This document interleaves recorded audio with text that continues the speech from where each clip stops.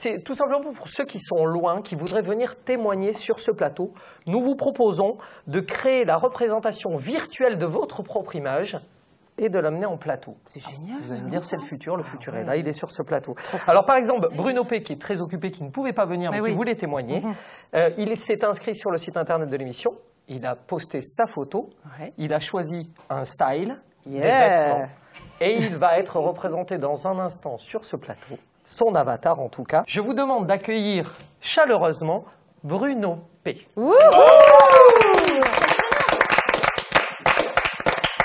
Alors bonjour Bruno, comment ça va? Bonjour, ça va très bien, merci. Enfin ça va, il vous arrive quand même quelques bricoles. Est-ce que vous pouvez nous raconter ce qui vous est arrivé? Il y a environ 3 semaines, j'ai claqué la porte de mon appartement et je me suis rendu compte que les clés étaient restées à l'intérieur. J'ai récupéré sur les boîtes aux lettres de l'immeuble des cartes sur lesquelles étaient indiqués des numéros de téléphone, de plombier, de serrurier et autres. J'en ai contacté un qui était prêt à venir tout de suite. J'ai pris la précaution de lui demander combien ça allait me coûter. Alors j'allais vous le demander justement, combien vous ont annoncé au début? Ils m'ont annoncé un forfait de 150 €. Ça va. Ouais, ça va, ça. Hein. Oui, ils sont arrivés, ils ont commencé par casser ma porte, ils m'ont expliqué que c'était beaucoup plus compliqué que prévu, et j'ai eu la très mauvaise idée de leur expliquer que j'avais dans mon appartement une seconde porte qui s'ouvrait avec la même clé. Ben, il a été cassé l'autre. Oui, et à la fin, ils m'ont annoncé la facture, il y en avait pour 4 600 €. Wow, 4 600 €, mais c'est énorme. Et alors, comment vous avez réagi du coup? Vous avez payé?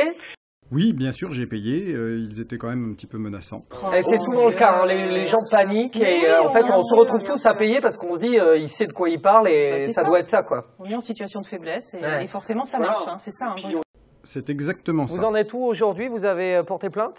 Oui, effectivement, j'ai porté plainte, mais je ne sais pas si je dois faire autre chose. Mais en tout cas, merci Bruno pour ce témoignage qui fait froid dans le dos. On va essayer de vous apporter justement des éléments de réponse grâce à cette émission, puisque nous allons traiter justement le problème de ces arnaques des dépanneurs d'urgence à domicile. Et nous vous donnerons bien sûr des solutions à vous Bruno et à vous téléspectateurs pour lutter contre ce fléau. Merci Bruno d'être venu témoigner sur France.